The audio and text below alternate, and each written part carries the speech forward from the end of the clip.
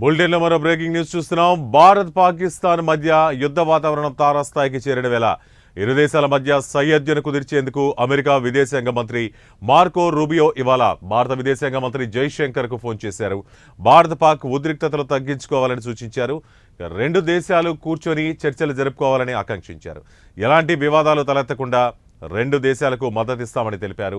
ఈ క్రమంలోనే మార్కో రూబియోతో మాట్లాడిన కాసేపటికే సోషల్ మీడియా ప్లాట్ఫామ్ ఎక్స్ వేదికగా జైశంకర్ ఆసక్తికర ట్వీట్ చేశారు. భారత వైఖరి ఎప్పుడూ శాంతియుతంగా బాధ్యతతో ఉంటుందన్నారు. ఇప్పటికీ తాము అలానే వ్యవహరిస్తున్నామన్నారు. ప్రస్తుతం జైశంకర్ చేసిన ట్వీట్ సోషల్ మీడియాలో వైరల్ అవుతోంది.